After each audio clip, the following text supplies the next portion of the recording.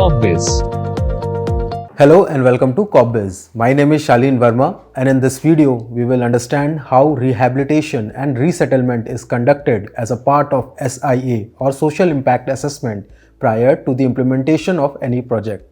So, rehabilitation and resettlement forms a major part of the SIA study. This plan is assessed and approved by the Expert Appraisal Committee for according environmental clearance to the project. Resettlement and rehabilitation are mandatory in case of land acquisition for a public or a private project that results in the displacement of local residents, tenants, shops, and other business establishments and causes loss of property or livelihood. However, the acquisition is based on the eminent domain principle and can be performed by the government for the purpose of public work such as building infrastructure, urbanization projects, development and industrialization activities, etc. The government can acquire land for private companies or firms to aid them in the setting up of factories or industrial setups too. So, what constitutes the rehabilitation and resettlement planning? Let's have a look. The plan is prepared for the affected families or individuals that will be displaced in the course of the project's implementation. The plan therefore focuses on the baseline surveys, socio-economic surveys and census surveys of the region. For any new or upcoming projects, the compensation awarded for R&R must be according to the rights to fair compensation and transparency in Land Acquisition and Rehabilitation and Resettlement Act of 2013. The R&R during the SIA study is implemented in association with the state governments concerned, representatives from the project affected families and other stakeholders in the project area. During the planning, the following stages must be considered. First is loss of land, that is agricultural, homestead or commercial or otherwise.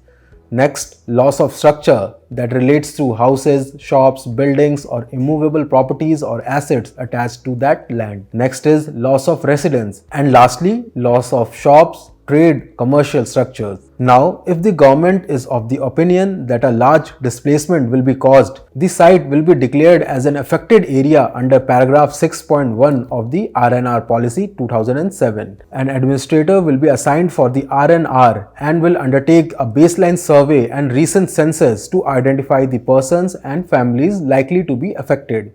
There are some crucial stages in the rehabilitation and resettlement planning, some of which we will be seeing now. So, the first step is the analysis of the alternatives of land acquisition. The anticipated loss due to the project can be broadly categorized into loss of land and assets and loss of non-land assets. The aim should be to minimize any large-scale displacement. Apart from this, only the minimum area of land that commensurates with the purpose of the project should be acquired. Using the wasteland, degraded land or unirrigated land wherever possible must be done.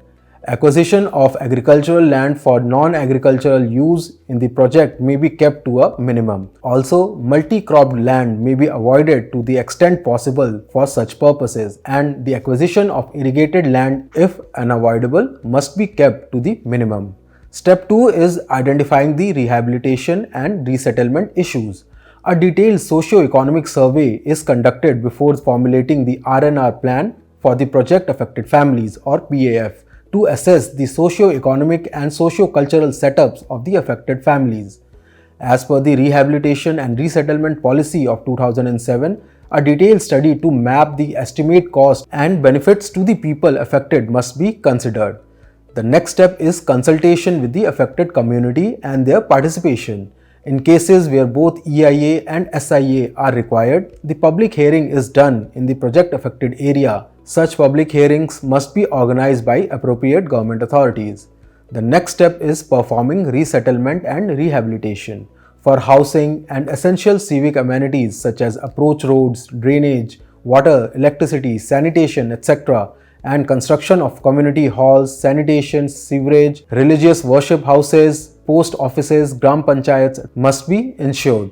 For any new and upcoming projects where compensation is the only way forward, the compensation awarded must be according to the rights to fair compensation and transparency in Land Acquisition, Rehabilitation and Resettlement Act of 2013.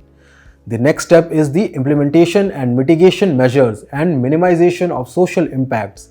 In case large number of families are affected, the R&R conducted must provide all required infrastructural facilities and amenities in the resettlement area. More particularly, where the scheduled tribes people are being displaced in sizable number, a well thought out tribal development plan must be put in place. In case of land being acquired, providing an alternative land with equivalent productive potential that is subject to the availability must be preferred within the same village or panchayat, or the option of cash compensation must be given for the families who opt for it. Finally, monitoring and evaluation. The extent of land acquired and the structures to be lost by the project is the indicator of the impact on the social environment. Therefore, to ensure that the affected families receive the rehabilitation assistance, monitoring and evaluation of the R&R is also needed. The overall control of the formulation and execution of rehabilitation and resettlement is vested in the administrator for the whole project. Now, as a project proponent, it is very crucial to realize that how important this planning is both for the project proponent and the affected communities. Therefore, this plan requires a dedicated team of consultants, engineers, and environmental specialists working together with social teams to propose, plan, and minimize the impacts on those that are displaced. The plight of those who have sacrificed their resources for the larger benefit of the society should be given due importance as a part of the responsibility of the developers. So, if you are looking for any assessment for your project, contact our NABERD qualified experts at Corpbiz to get the assistance in the overall environmental clearance process. So, this was all for today's video. I hope I was able to identify and include the stages in the rehabilitation and resettlement process correctly. Please like and share this video if you found it helpful. Thank you for watching.